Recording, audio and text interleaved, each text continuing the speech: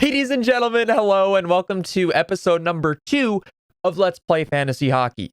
I'm going to start this one off like I have the previous couple. If you did not watch the first video that I did of this series where I explain everything and go over my team, I would highly suggest watching that. It will be at the top of the description.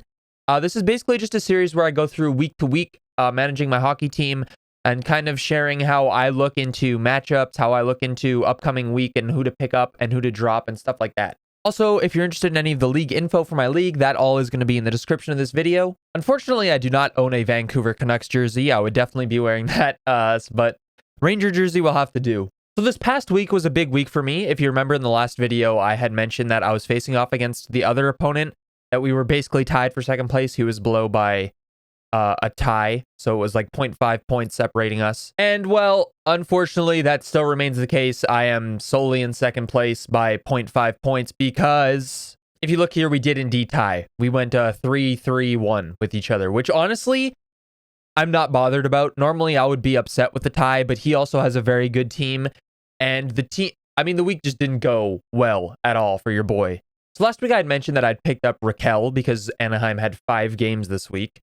And safe to say, Raquel is no longer on my roster. He managed to get me, I believe, only 2 assists in those 5 games, so it was quite underwhelming and honestly not a lot of help. The week started pretty poorly for me right off the bat. Mitch Marner was thought to just be a day-to-day injury, and he's out for a month now with a shoulder injury, so that was just a horrible way to start off the week for me. Tony DeAngelo was actually immediately cleared the COVID protocols at the start of the week. However, it just so happened that Carolina was on a road trip in Canada this week. All of their games were in Canada, so DeAngelo was not allowed to join them because I guess you can't join right after having COVID if they're playing in Canada. I don't know exactly how that works, but that was just unfortunate timing there. And then later in the week, Gabriel Landeskog would end up getting injured for me. It says he should only be out like a couple of weeks, so I'm hoping that's the case.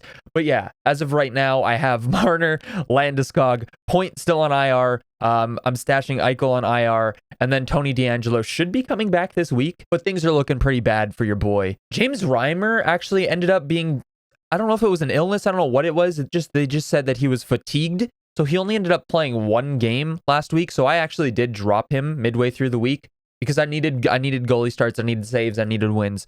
So I dropped him for Alexander Georgiev of the New York Rangers because Shesterkin has been injured. He should be coming back soon, but he was able to get me that 1 extra win, which actually secured me the tie for the week. Now you see in the thumbnail, you heard me mention earlier, I wish I was wearing a Vancouver jersey because they played 4 games last week, no back-to-backs, and Thatcher Demko, this sexy beast, started all 4 of them, and he got 4 wins. He got me 4 goalie wins in 1 week.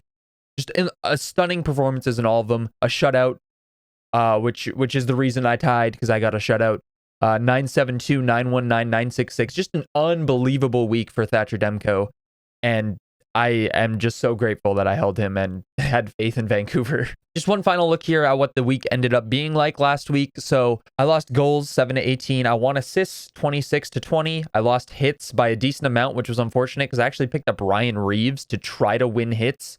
Last week I had said I'd pick up Jamie Drysdale, but I did not do that. I picked up Ryan Reeves instead to try to win hits, and it didn't happen. Reeves didn't get like any hits this week, unfortunately. Lost special points by quite a bit. My team didn't do much on the power play. And then, like I said, we were able to tie wins because of Thatcher Demko. I won saves again, probably because of Thatcher Demko. And then I also won shutouts because of Thatcher Demko. So the only reason I tied last week was because of Thatcher Demko and Bruce Boudreau. Just blessed that coaching change ended up coming right before this week for me.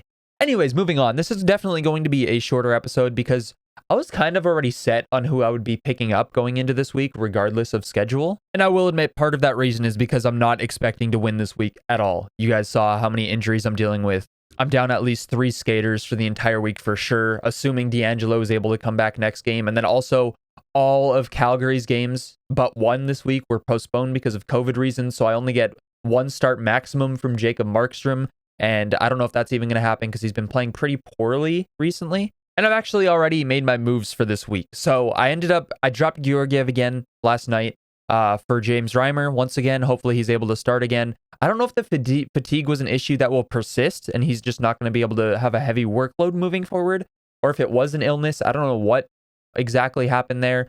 But what I do know is that he's been fantastic. Last night he started his first game in almost 2 weeks, and he posted a 971 save percentage in a win. So he's right back on track to where he was. And then I did drop Ryan Reeves because I'm not winning hits this week. My opponent has like Radko Gudas, Brady Tkachuk, just a bunch of heavy hitters. There's no way I'm winning hits this week.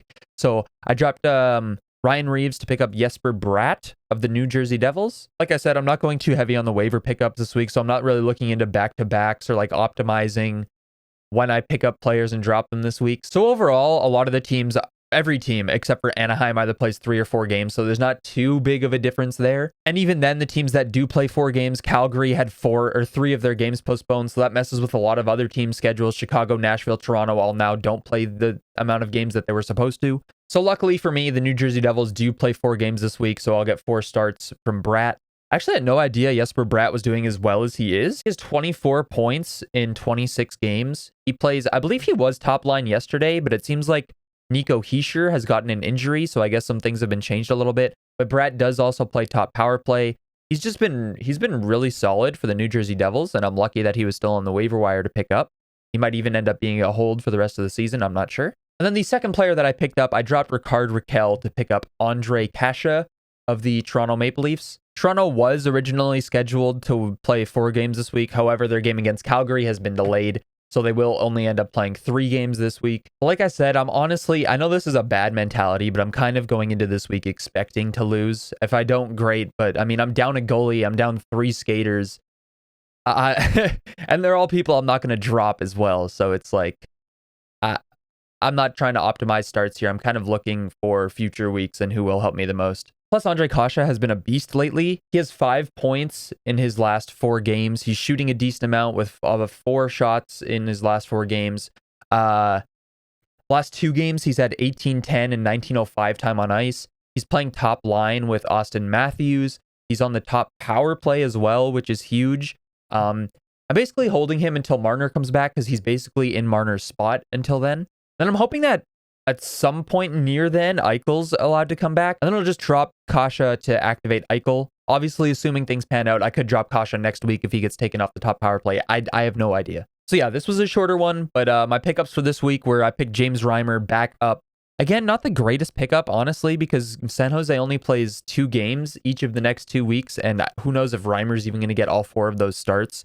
So like I said, I'm more looking forward to the future here with these pickups because I am second in my league currently, and I would be very surprised given my team if I didn't finish top 4 for playoffs. I think it would take a ridiculous amount of unluckiness with injuries for my team to not be top 4 in the league at the end. So I picked James Reimer back up and then dropped Rickard Rakell for Ondrej Kase of Toronto Maple Leafs, and then dropped Ryan Reeves for Jesper Bratt of the New Jersey Devils. Thankfully, there's only 1 day this week that's super heavy for my fantasy team where I'm going to have to sit some players, and that is Tuesday.